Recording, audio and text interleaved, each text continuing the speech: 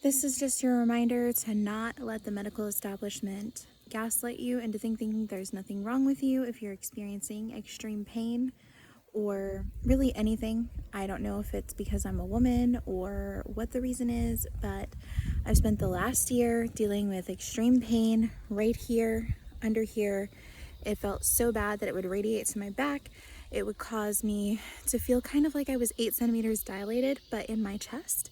It was an extreme level of pain, and I kept going, and they would say it wasn't cardiac, and then they wouldn't do any more inquiry into it. They would tell me that I was having a panic attack or I was having acid reflux. I know very well what a panic attack feels like, and it does not cause, pain as bad as labor.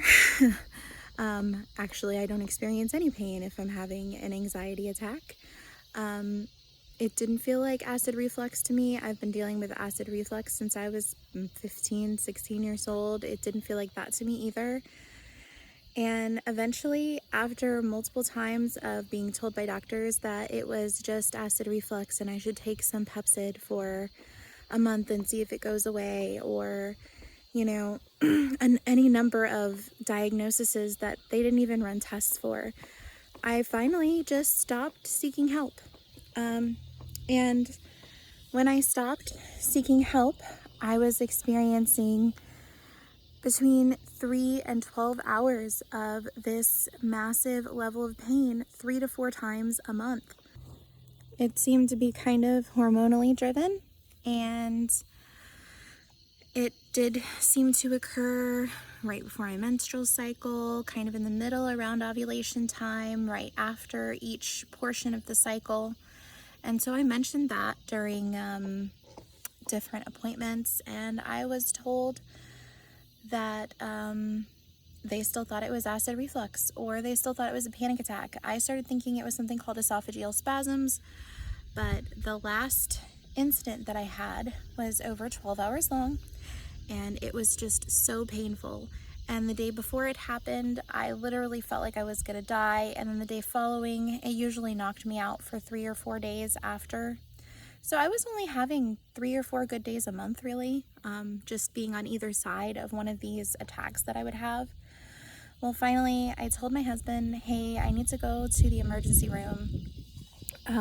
This is not normal. And he said, babe, you know they're not gonna do anything for you.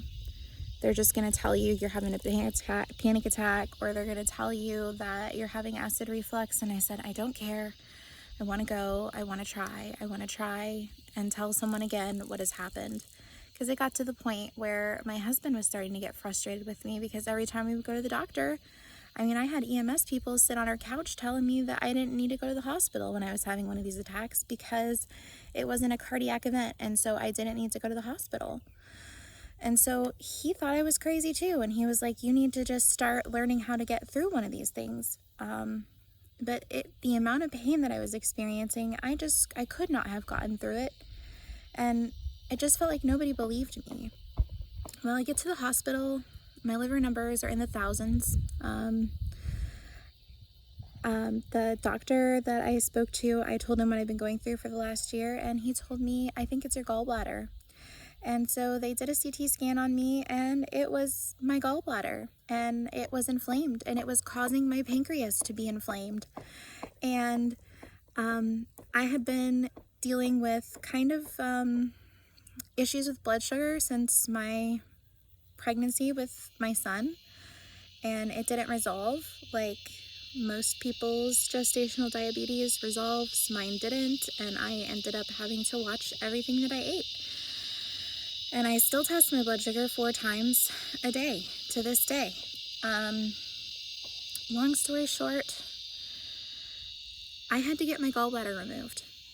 And I had been contending with this for over a year.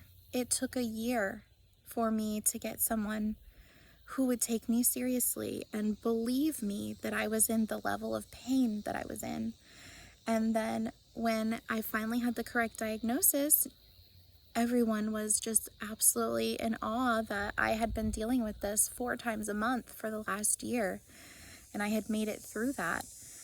And it was testament to my health that my liver numbers were probably going up just as high 4 times a month and then resolving within days, to the point where when I got my blood work done on one of my good days 3 months ago, I had completely normal liver numbers.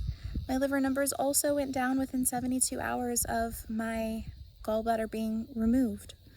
So what I'm trying to say here is that if you feel like there's something wrong with you, just keep going in. I've seen videos like this before, and I ultimately gave up because I was just exhausted.